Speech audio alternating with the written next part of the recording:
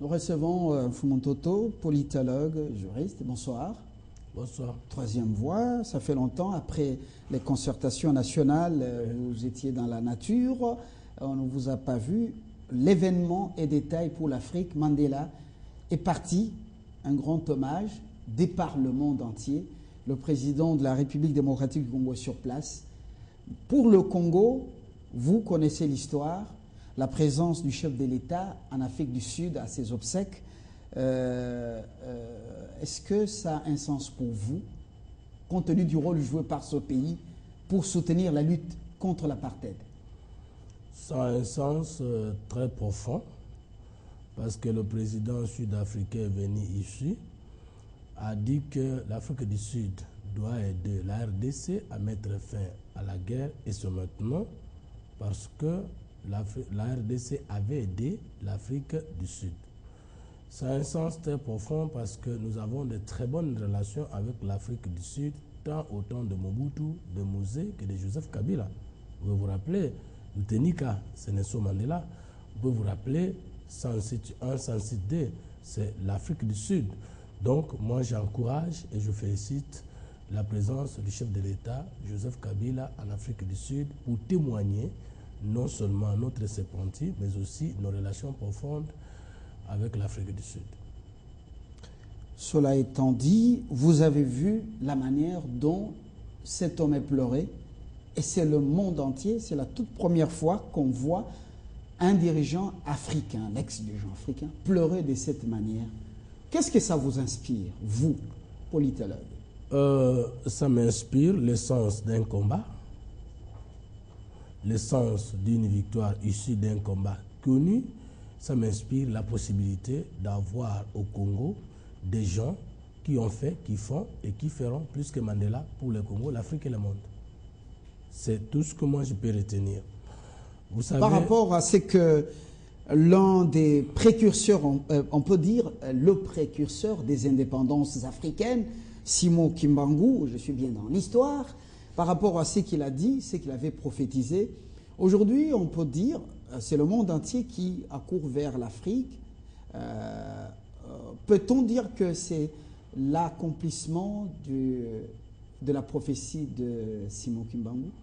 Je crois en partie que la prophétie de Kimbangu est accomplie, mais je ne crois pas que Nelson Mandela ait été parmi les gens qui ont accompli la prophétie de Kimbangu. Parce que dans la prophétie de Kimbangu, il dit ceci: les Noirs deviendront blancs et les Blancs deviendront noirs. En d'autres termes, ça sera vice-versa, chacun prendra la place de l'autre. Il descend, il dit ceci: un prince divin viendra avec le pouvoir spirituel, scientifique et politique pour la libération de l'homme noir.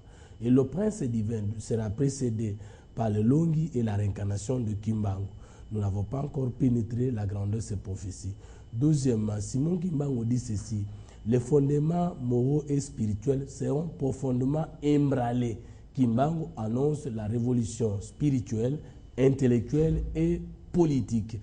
Au moins jusqu'au moment où je parle, cette révolution n'a pas encore ramassé l'Afrique et le monde. Mais avant toute chose, si c'est l'électricité, la lumière qui vient, il y a toujours des bougies, il y a toujours des choses qui précèdent d'autres. Et Nelson Mandela est parmi les précurseurs de l'avènement de la révolution spirituelle, intellectuelle et structurelle de l'Afrique. Mais il n'est pas parmi ces principes-là. Nelson Mandela n'a pas mené une révolution. Mais le Congo est à la recherche d'une révolution. Aujourd'hui, nous parlons de la révolution de la modernité. Si nous assumons ça, nous ferons un travail plus grand en Afrique et dans le monde que celui qui a été fait par Nelson Mandela. Je vous ai provoqué parce que je sais très bien que vous êtes très attaché à l'aspect spirituel. De faits et phénomènes sociaux. Mystique, vous êtes un peu tout là. Alors, mais nous revenons à cet hommage. Pourquoi le monde est ainsi reconnaissant à Nelson Mandela?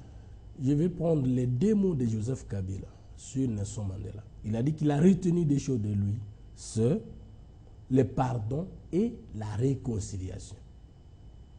Voilà.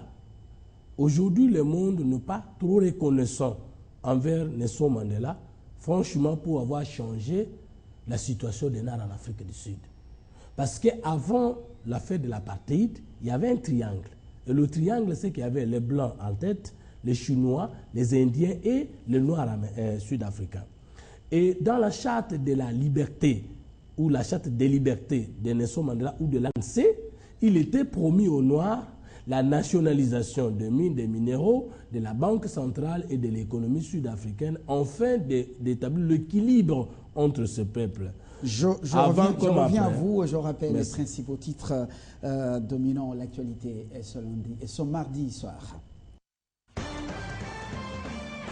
L'Afrique du Sud, Mandela, les leaders, plutôt les derniers hommages sont rendus ce mardi au stade Saucer City à Soweto, cité emblématique de la lutte anti-apartheid dans la banlieue de Johannesburg, où des milliers de Sud-Africains se sont réunis. Plusieurs chefs d'État, dont Joseph Kabila de la République démocratique du Congo et son épouse, ont également pris part à ces obsèques inédites, même si on n'a pas noté justement l'engouement dans le stade qui devrait recevoir environ 85 000 personnes. Hommage à Nelson Mandela toujours, les partis politiques congolais ne sont pas en reste. Le cas du parti présidentiel, le PPRD, qui a réuni ses cadres et militants ce mardi depuis son siège pour se souvenir du premier président noir de la République d'Afrique du Sud.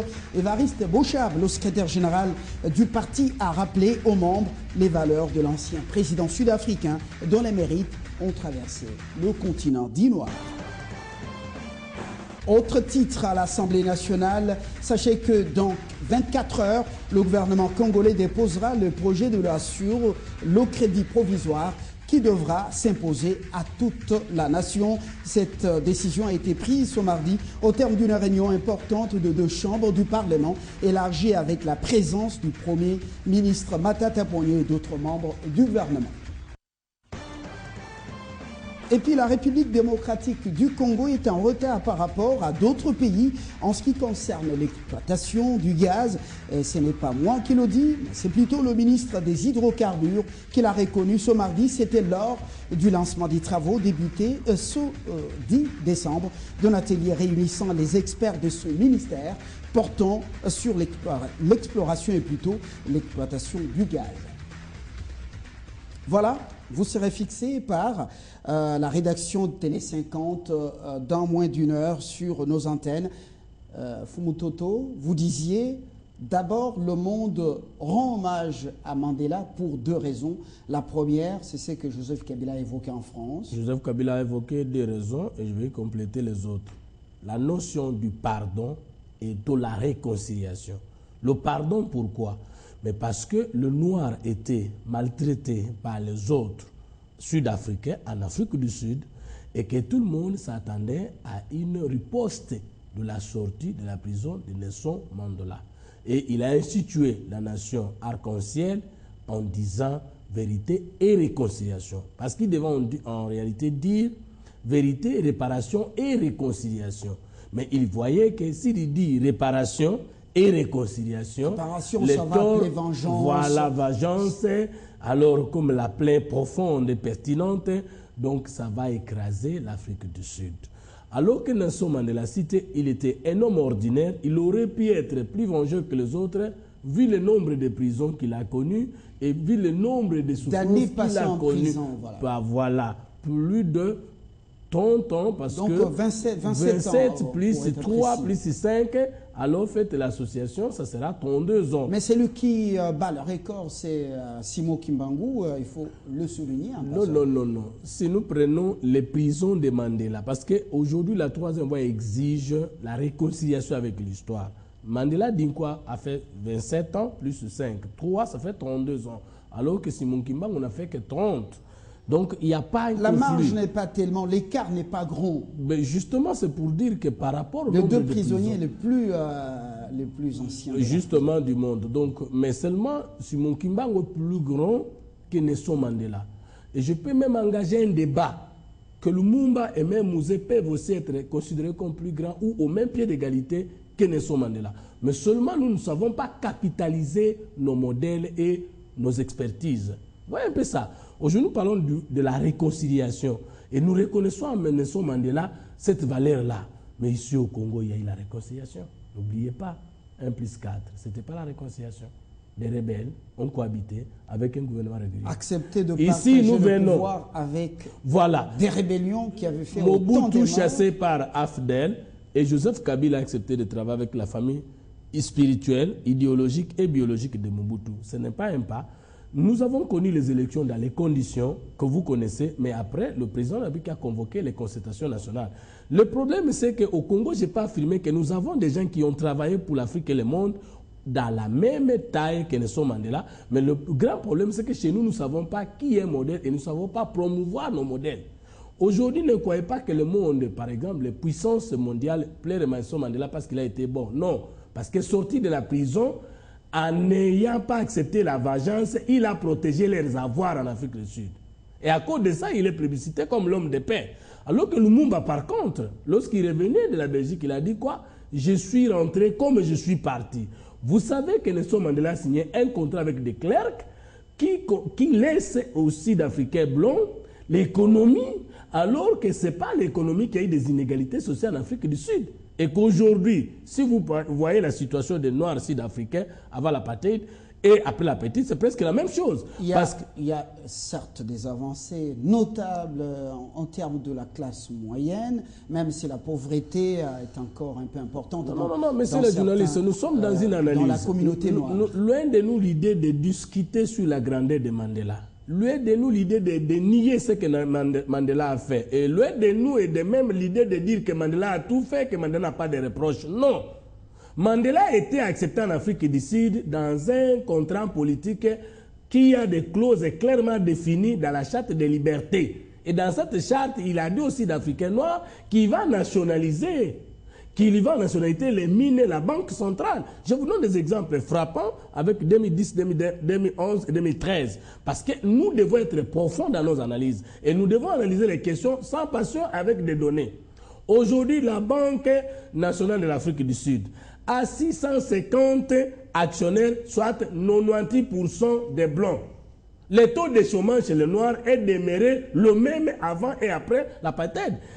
Là, c'est un parti bourgeois. Est-ce que ce sont des données actualisées, mises à jour? 2010, 2009, 2010, 2012, 2011, 2013. Alors, aujourd'hui, ce que nous disons, c'est qu'il ne faut pas que les Sud-Africains et que les Africains pensent que Mandela a fait tout ce qui devait être fait. Mandela n'a fait que l'introduction de ce qui devait être fait et il reste un grand travail à faire. C'est le travail de corriger les inégalités sociales entre les Blancs, les Chinois, les Indiens et les Noirs sud-africains qui sont toujours en bas. Il ne faut pas aussi oublier qu'il y avait aussi des Noirs sud-africains qui atteignaient la classe moyenne avant même la fin de l'apartheid. Donc, ce sont des histoires que les gens doivent connaître. Par rapport au contrat politique, Mandela n'a pas fait ce qu'il avait dit au peuple sud-africain. Et nous devons avoir couleur de le dire. Parce qu'il a dit quoi? Il va nationaliser la banque, il va nationaliser les mines, l'économie consort. Ça n'a pas été fait.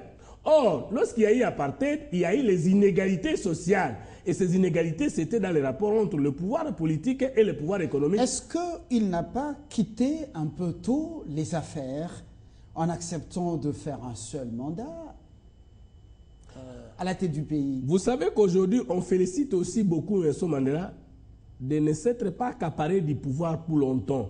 Est-ce que c'est une force? Non. Je ne pense pas que pour les Africains, ce qui compte, c'est quitter à temps ou ne pas quitter à temps le poste présidentiel. Moi, je pense que pour l'Afrique, ce qui compte, c'est être longtemps au pouvoir ou non longtemps au pouvoir, mais répondre aux problèmes des Africains. C'est ça le problème. Moi, ça, c'est le point de vue de la troisième voie. Moi, je trouve pas mal si un président peut faire 30 ans et qu'il aura répondu aux exigences populaires. Je trouve pas mal. Parce qu'en Angleterre, c'est lui qui est là. Le roi est là toujours. En Belgique, le roi est là toujours. La reine qu'est-ce qui compte? Donc au Royaume-Uni, nous avons la reine. Dans la reine, s'il vous plaît. Ouais. En Belgique, en Hollande, la plupart de ces pays-là, il n'y a pas...